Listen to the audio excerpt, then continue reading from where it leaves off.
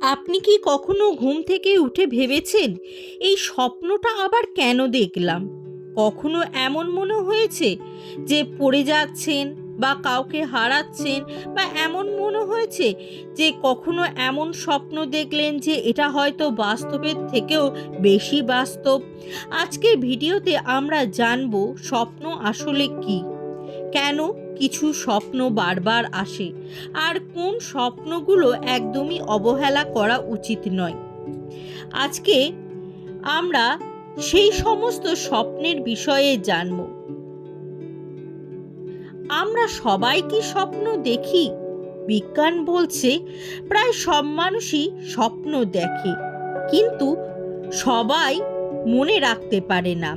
আপনি যদি বলেন আমি তো স্বপ্ন দেখি না, আসলে আপনি দেখেন, শুধু ঘুম ভাঙার আগে মস্তিষ্ক সেটা মুছে দেয়।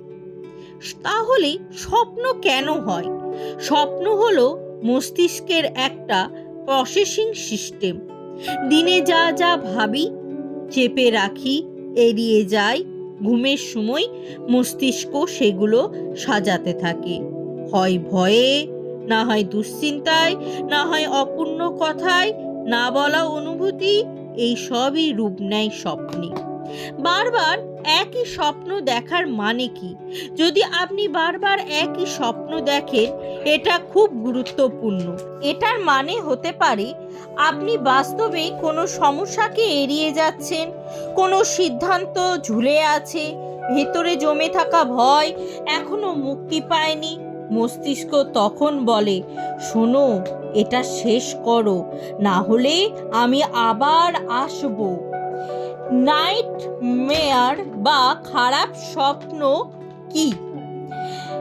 খারাপ স্বপ্ন আসলে কি? এটা হলো মানসিক চাপ, পুরনো ট্রমা বা অতিরিক্ত ওভার থিঙ্কিং। ভয়ের মাধ্যমে মস্তিষ্ক আপনাকে সতর্ক করতে চায়। ভয় দেখিয়ে হলেও সে চায় আপনি জেগে উঠুন। এর পরে আসে যে যখন স্বপ্নের ভেতরে আপনি জেগে থাকেন, কিছু মানুষ স্বপ্নের মধ্যেই বুঝতে পারে আমি স্বপ্ন দেখছি। এটাকেই বলে যে লুইস ড্রিমিং। এতে বোঝা যায় আপনার মস্তিষ্ক কতটা সেলফ অ্যাওয়ার। কিন্তু এটা খেলা নয়, ভুলভাবে করলে ঘুমের ক্ষতিও হতে পারে। শেষ কথা, স্বপ্ন ভবিষ্যৎ বলে না সব সময়, কিন্তু আপনার বর্তমান সত্য দেখায়। আপনি যদি নিজের স্বপ্ন শুনতে শিখেন, তাহলে অনেক সমস্যার উত্তর আগেই পেয়ে যাবেন। আপনি কি কখনো বারবার একই স্বপ্ন দেখেছেন? কমেন্টে লিখুন। আর ভিডিও ভালো লাগলে লাইক, শেয়ার আর সাবস্ক্রাইব করতে ভুলবেন না।